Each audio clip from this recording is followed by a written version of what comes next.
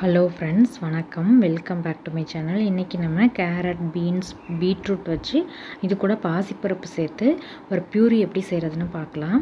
ஒரு அரை டீஸ்பூனுக்கு நான் பாசிப்பருப்பு எடுத்துகிட்டு அதை ஒரு தடவை கழுவிட்டு நல்ல தண்ணி சேர்த்து நம்ம ஊற வச்சுக்கலாம். ஒரு 10 நிமிஷம் ஊற வச்சா போதும். இப்போ வெஜிடபிள்ஸ் எல்லாம் கட் பண்ணிக்கலாம். நான் பாதி கேரட் எடுத்திருக்கேன். இதையும் நல்லா கழுவிட்டு தோலெல்லாம் ரிமூவ் பண்ணிவிட்டு வச்சுக்கலாம். அதே மாதிரி பீட்ரூட்லேயும் கொஞ்சமாக கட் பண்ணி கழுவிட்டு தோலை ரிமூவ் பண்ணிவிட்டு எடுத்துக்கலாம். இப்போ பீட்ரூட்டையும் கேரட்டையும் குட்டி குட்டி பீஸாக கட் பண்ணிக்கலாம். இது கூட 2 பீன்ஸும் எடுத்திருக்கேன். அதையும் நம்ம சின்ன சின்ன பீஸாக கட் பண்ணிக்கலாம். 3 வெஜிடபிள்ஸ் ஆட் பண்ணுறதுனால நம்ம கொஞ்சம் கொஞ்சமாகவே கட் பண்ணிக்கலாம். நீங்கள்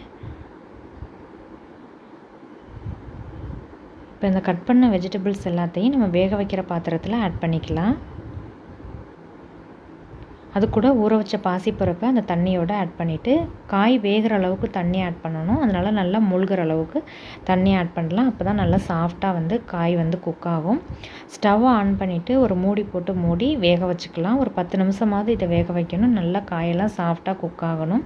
இடையில ஓப்பன் பண்ணி கலந்து விட்டுட்டு செக் பண்ணிக்கலாம். திரும்பவும் மூடி வச்சு நல்லா சாஃப்டாக குக் ஆகிற வரைக்கும் குக் பண்ணிக்கலாம். இப்போ காய் நல்லா சாஃப்டாக குக் ஆகி நல்லா வெந்துடுச்சு.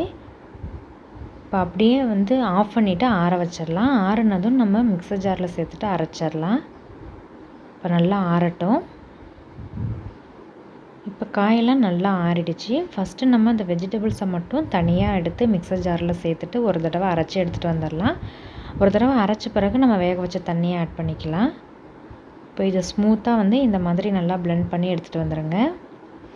இப்போ இது கூட நம்ம காய் வேக வச்சுருக்க தண்ணியை அப்படியே ஆட் பண்ணிக்கலாம். அதை நம்ம கீழேலாம் ஊற்ற வேண்டாம். அப்படியே அதில் சேர்த்துட்டு ஒரு தடவை பிளெண்ட் பண்ணி நல்லா மிக்ஸ் பண்ணி விட்டுறலாம். திரும்பவும் ஒரு தடவை அரைச்சி எடுத்துகிட்டு வந்துடலாம். இப்போ இதை அப்படியே ஒரு பவுலில் ட்ரான்ஸ்ஃபர் பண்ணி எடுத்து வச்சுக்கலாம். இப்போ இதை நம்ம சர்வ் பண்ணலாம். அவங்க சாப்பிட்ற அளவுக்கு நம்ம கொடுக்கலாம். பீட்ரூட் மட்டும் நான் தனியாக பியூரி செஞ்சு கொடுத்தேன்னா சாப்பிட மாட்டாங்க. அதனால் நான் அது கூட மற்ற வெஜிடபிள்ஸ் ப்ளஸ் பாசிப்பருப்பையும் ஆட் பண்ணி சேர்த்து வேக வச்சு இந்த மாதிரி பியூரியாக செஞ்சு கொடுத்தேன்னா சாப்பிடுவாங்க. இது நான் 7 மந்த் கம்ப்ளீட் ஆன பிறகு தான் கொடுத்தேன். இந்த வீடியோ யூஸ்ஃபுல்லாக இருந்தால் லைக் பண்ணி ஷேர் பண்ணிவிட்டு சப்ஸ்கிரைப் பண்ணி பெல் ஐக்கானை கிளிக் பண்ணி ஆளுங்கிற ஆப்ஷனை கிளிக் பண்ணி வச்சுக்கோங்க. தேங்க்யூ ஸோ மச் ஃபார் வாட்சிங்.